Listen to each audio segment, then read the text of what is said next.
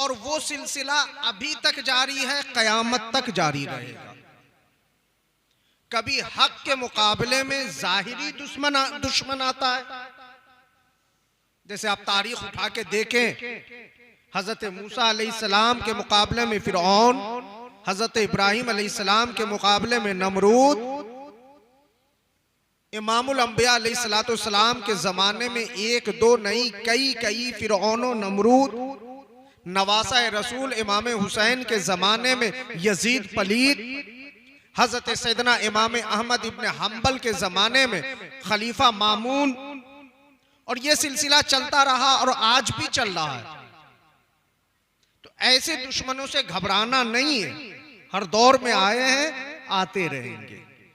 मगर इन जाहिरी दुश्मनों से ज्यादा खतरनाक एक बातनी दुश्मन है, जिसे हम और आप देख नहीं सकते।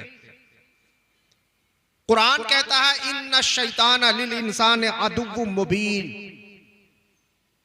ये इंसानों का शैतान सबसे बड़ा दुश्मन है। और दुश्मनी की इब्तिदा उसने कब की? जब हमारे बाप दुनिया के पहले इंसान हजरत आदम अलैहिस्सलाम को सजदा करने से इनकार किया। रब ने कहा मरदूद है, निकल जा मेरी बारगाह से, मेरे हुक्मों को तोड़ा तूने। आदम का खमीर तुझे नजर आया, मेरा हुक्म नजर नहीं आया। उसने इनकार किया, रब ने उसे मरदूद करार दिया। तो उसने कहा परवरदिगार, मैंने तो तेरी इबादत से मुंह नहीं मोड़ा, तूने अपने खलीफा अपने नायब आदम का सजदा न करने की पादाश में मुझे मरदूद करार दे दिया, तो मुझे कुछ इख्तियार भी दे। और जानते हैं इख्तियार कितना दिया गया? कहा जितना तू चाहता है ले ले, जितना चाहता है। किस काम के लिए? मैं तेरे बंदों को भटकाऊंगा। कहा तू जितना चाहता है ले ले। शैतान को इतना इख्तियार दिया गया, इतना इख्तियार दिया गया कि जिस तरह रगों में खून दौड़ता है, शैतान भी रगों में दौड़ सकता है। कितनी रगें हैं? शुमार से बाहर। एक दिमाग को देखे तो उसमें लाखों रगें नजर आती हैं। एक रग में अगर खून की सप्लाई बंद हो जाए तो दिमाग काम करना छोड़ देता है। जिस तरह रगों में खून दौड़ता है, शैतान को पावर है कि वो चाहे तो रगों में उसी तरह दौड़े। इंसान के दिल से चिमट करके बैठ जाता है ये शैतान। इंसान जब सोता है नाक पकड़ के बैठा रहता है। पूछने वाले ने पूछा कि इस तरह क्यों बैठते हो, इस तरह इंसान के दिल से क्यों चिमटे रहते हो? कहा मैं इंतजार करता हूं कि जब इसका दम घुटने लगे तब मैं इसे गुमराह करूं। समझ रहे हैं आप? और फिर छोड़ता नहीं, वो बहकाता रहता है। आप खैर की तरफ कदम उठाए, आप घर से निकले मस्जिद जाने के लिए, शैतान ने बहका करके आपको खेल दिखाने ले गया। आप आए अच्छा काम करने के लिए, शैतान ने दोस्तों की महफिल में पहुंचा दिया। आप वो नेकी का काम भूल गए। पूछने वाले ने पूछा भाई तूने तो आने का वादा किया था, फिर क्यों नहीं आया? हम कहते यार निकला तो था, लेकिन शैतान ने मुझे बहका दिया, मैं आ नहीं सका। कब तक का? इंसान तो मर जाते हैं मगर इब्लीस को मौत नहीं आनी। कयामत तक वो मरने वाला नहीं है। वो क्या करेगा? अल्लाह के बंदों को बहकाएगा, नेकी से रोकेगा, बुराई की तरफ दावत देगा। कभी लड़कियों को बहकाएगा, कभी जवान लड़कों को बहकाएगा, कभी माँ बेटे में झगड़ा करवाएगा, कभी भाई भाई में नाइत्तेफाकी करवाएगा। सिर्फ ऐसा नहीं है कि नमाज रोजे ही छुड़वाता है, इंसानी शराफत के जितने अक़दार हो सकते हैं वो सारी कदरों को पामाल करवाता है। कभी बेआबरू करवाता है, कभी बेइज्जत करवाता है, कभी समाज में सर झुकाने वाला काम कराने पे मजबूर करता है, ये शैतान बहकाता रहता है। सवाल करने वाले ने कहा, परवरदिगार आलम, एक इब्लीस को तूने इतना पावर दे दिया, इतना इख्तियार दे दिया कि वो जब चाहे, जिसको चाहे, जैसे चाहे बहका दे, भाई को भाई से लड़ा दे, माँ बेटे में जुदाई डाल दे, शौहर बीवी में तलाक करवा दे, कत्ल मर्डर जो चाहे करवा दे। परवरदिगार आलम, अब इंसान तो बड़ा कमजोर हो गया, अब उससे बचेगा कैसे, उसके बहकावे से अपने आप को संभालेगा कैसे? रब ने कहा, अगर मैंने शैतान को पावर दिया है तो मेरा वादा है कि जब तक शैतान कयामत तक जिंदा रहेगा, कयामत तक मैं अल्लाह के अपने वलियों को भेजता रहूंगा। कयामत तक अपने वलियों को किस लिए? वो बहकाएगा और ये हिदायत देंगे, है ना?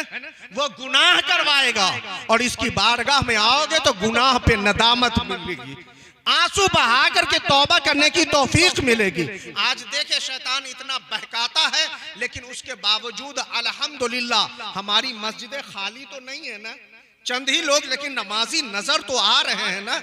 जो शैतान रगों में दौड़ के बहका रहा है, फिर मस्जिदें तो खाली हो जानी चाहिए, लेकिन आज भी मस्जिदें आबाद हैं और जब तक मुसलमान रहेगा आबाद रहेंगी। तो ये किस वजह से?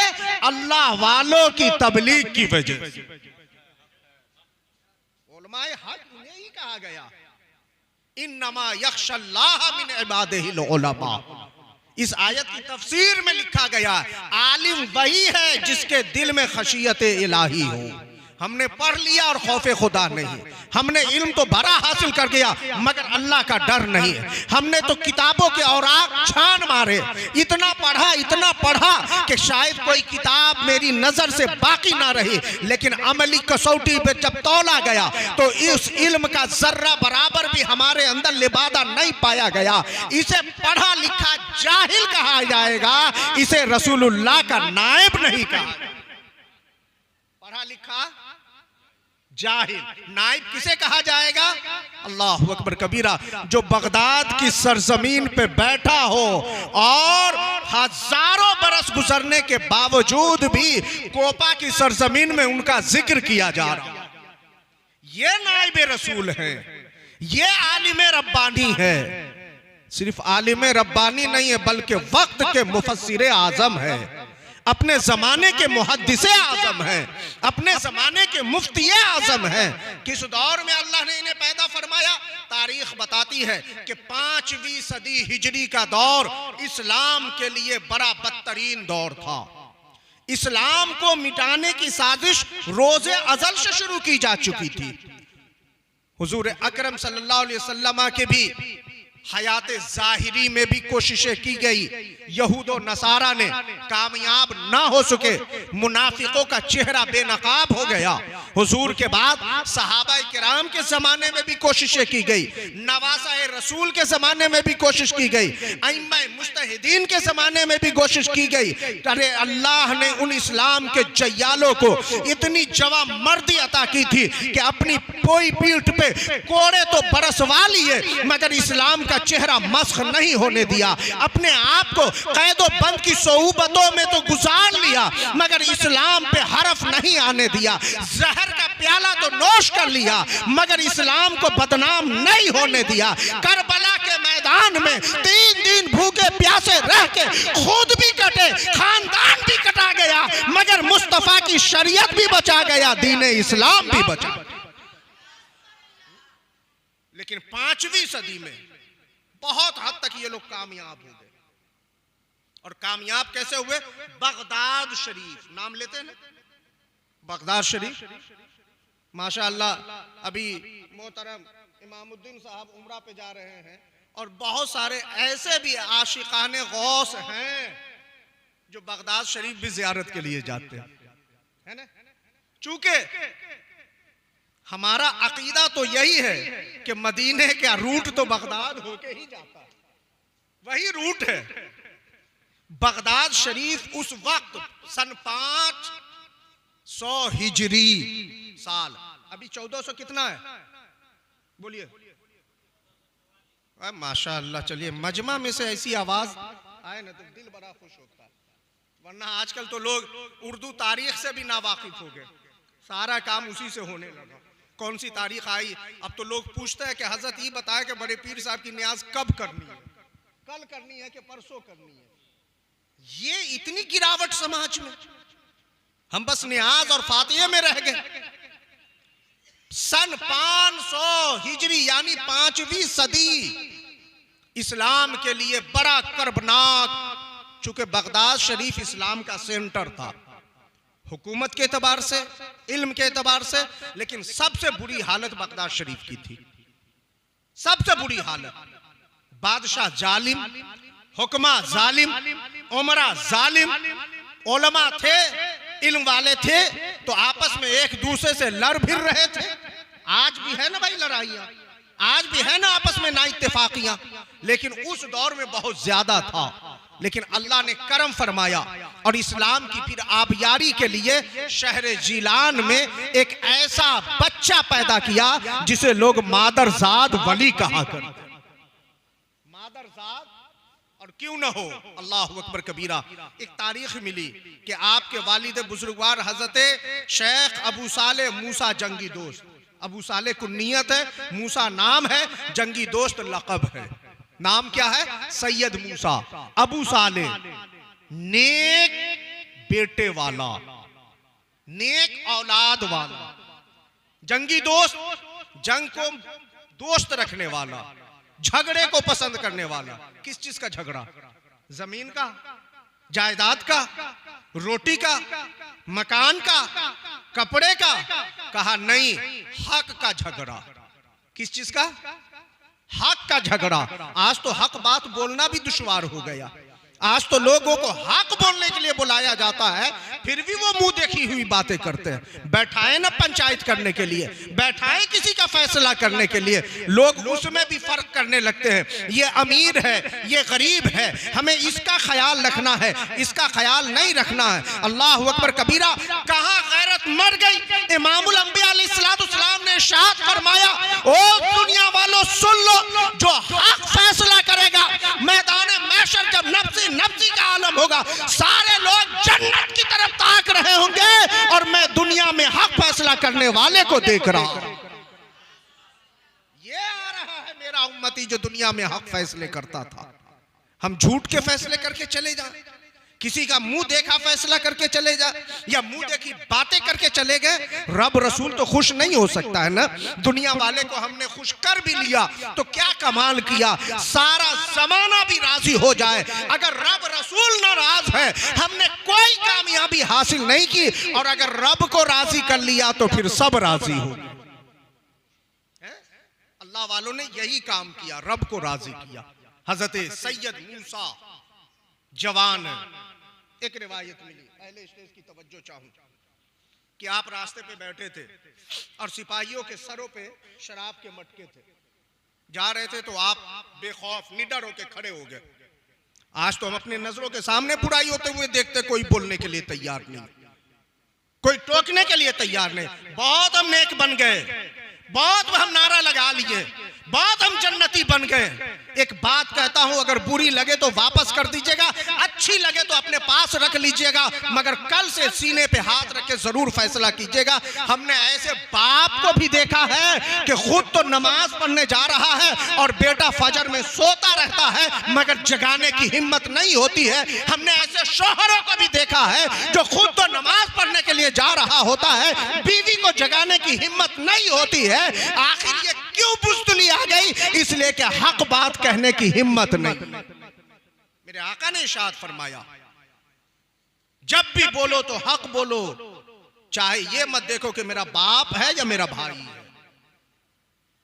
हजरत अबू बकर सिद्दीक के वालिद गिरामी हजरत सैयदना अबू क़हाफ़ा रज़ी अल्लाह ताला अभी दाखिल इस्लाम नहीं हुए, हुजूर की बारगाह में शिकायत लेके पहुंचे, मोहम्मद तुम्हारे दोस्त अबू बकर ने मुझे तमाचा मारा, बेटे ने बाप को तमाचा मारा। सुने, हुजूर ने सुना, बड़ा गजबनाक हुए, नाराज हुए। अबू बकर ने ऐसी हरकत कर दी, बुलाओ अबू बकर को। सैयदना सरकार अबू बकर सिद्दीक आए। सुने, हुजूर ने जैसे पूछा, तूने अपने बाप को मारा? मैं क्या सुन रहा हूं? गर्दनें झुक गई, शर्म से उठ नहीं रहा सर, आंखों से आंसू बह रहे हैं। हुजूर का जब तेवर मुलायजा किया तो चंद लम्हों के बाद सर उठा के अर्ज करते हैं, या रसूल अल्लाह, शुक्र है कि मेरा हाथ उस वक्त खाली था, अगर मेरे हाथ में तलवार होती तो कहीं मैं अपने बाप की गर्दन न काट देता। एक तरफ देखे कि अफसोस भी है कि मैंने बाप को मारा, अपने ऊपर तो है शर्मिंदगी के बाप को मारा, लेकिन क्यों? कहा, या रसूलल्लाह, इसने बात ही ऐसी की थी कि मैं उसे बर्दाश्त ना कर सका। अरे इसने आपकी शान में बकवास किया था, मैं ये नहीं देखता कि आपकी शान में बकने वाला मेरा बाप है या मेरा बेटा है, मैं तो हक अपने बाप के मुंह पे बोला, चाहे वो नाराज हो या खुश हो। समझ रहे हो? तो हक बोले। हजरत सैयद मूसा जंगी दोस्त पूछे, ये शराब कहां लेके जा रहे हो? सिपाहियों ने कहा कि हाकिम का, जिलान के हाकिम का। उनके हाथ में एक डंडा था, एक एक करके सारा मटका तोड़ दिया और फिर आके बैठ गए। सिपाही ने कहा, डर नहीं होता? तूने हाकिम का मटका फोड़ दिया, क्या जवाब दो?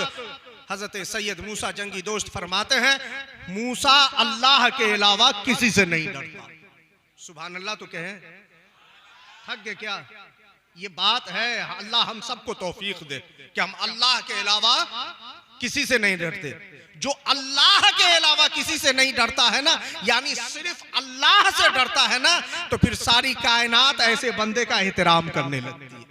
अल्लाह का वादा है कि कोई बंदा जब मेरा हो जाता है ना, तो फिर मैं उससे प्यार करने लगता हूं, मैं उससे मोहब्बत करने लगता हूं। और सिर्फ रब मोहब्बत ही नहीं करता, फरिश्तों में ऐलान करता है, ओ मेरे फरिश्तों, मैं फला इब्ने फला से मोहब्बत करता हूं, तुम सब भी उससे मोहब्बत करो, जमीन पे उतर जाओ और मखलूक खुदा के दिलों में उसका प्यार जगा दो।